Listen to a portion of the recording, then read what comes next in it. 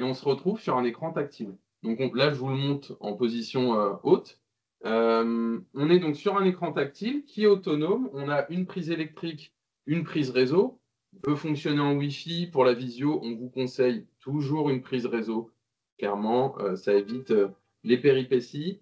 L'écran tactile, là, il n'est pas connecté dans notre réunion, dans celle qu'on est en train de faire.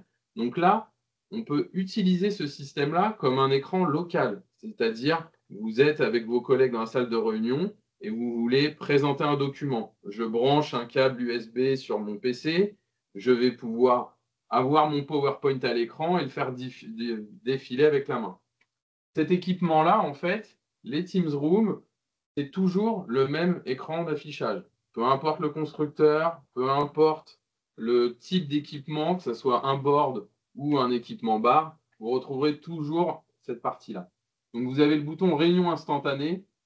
Ça crée une réunion Teams et ça génère une salle. Et après, vous pouvez rajouter des participants à la main. Je ne vais pas le faire.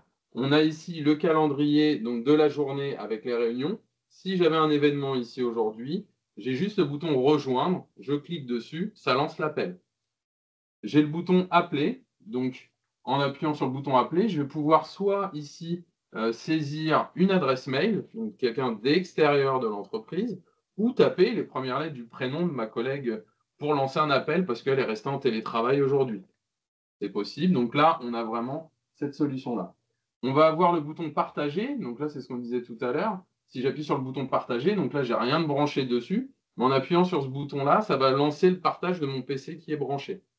Ou pas branché si on fait de la diffusion sans fil. Les deux sont possibles. On va avoir le tableau blanc. Donc là, quand on appuie sur le bouton tableau blanc sur une Teams Room, ça génère en fait le whiteboard de Microsoft.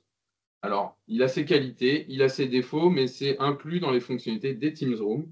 Donc après, vous pouvez en faire ce que vous voulez. Donc on a, avec les écrans NIT, on va avoir 2 stylos passifs et un stylo actif, donc des stylets, où je vais pouvoir après faire mes dessins sur mon whiteboard si on en a envie.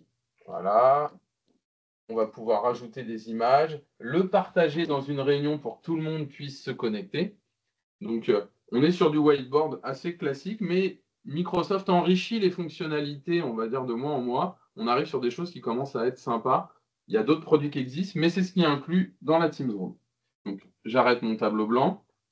Dernière chose, vous voulez rejoindre une réunion avec un ID. Comme vous l'avez remarqué, sur les invitations Teams maintenant, vous avez un ID de réunion et un mot de passe. C'est plus bas dans le message, en général, vous ne regardez pas, mais voilà, ça existe. Et pour rejoindre une réunion, souvent c'est une réunion externe, on va pouvoir le saisir ici en appuyant pour taper l'ID de la réunion et le code secret. Ce qu'il faut savoir, pour ceux qui ne connaissent pas et qui n'ont pas encore utilisé une Teams Room, et c'est là où on va pouvoir vous accompagner, en fait, une Teams Room, c'est un équipement, c'est une ressource salle dans votre environnement Microsoft, et elle doit être connectée, en fait, elle a une licence qui lui est propre, et pour qu'elle puisse rejoindre cette réunion, on va avoir différents scénarios. On va voir la première chose, c'est l'inviter dans une réunion. Au même titre que j'invite ma collègue ou mon client, si je veux utiliser ce système-là, il faut que je l'invite. Et donc, je vais saisir dans mon invitation Teams une réunion. Je vais pouvoir m'arriver dans la salle avec mon PC et transférer la réunion sur l'équipement. Je peux recevoir une réunion d'un client extérieur en Teams et transférer cette réunion au Outlook sur l'équipement avec son adresse mail. Donc, c'est très simple à utiliser une Teams Room. Nous, à Apogée, en fait, on va être là pour vous accompagner là-dessus. On a parlé un petit peu de NIT depuis tout à l'heure. Apogée, nous, notre rôle, c'est de vous accompagner. Alors, sur le choix de l'équipement de salle à mettre par rapport à vos besoins et vos demandes et ce que vous voulez faire de votre salle de réunion. Mais ça va être aussi de faire l'installation, la mise en service, la configuration de votre environnement Microsoft.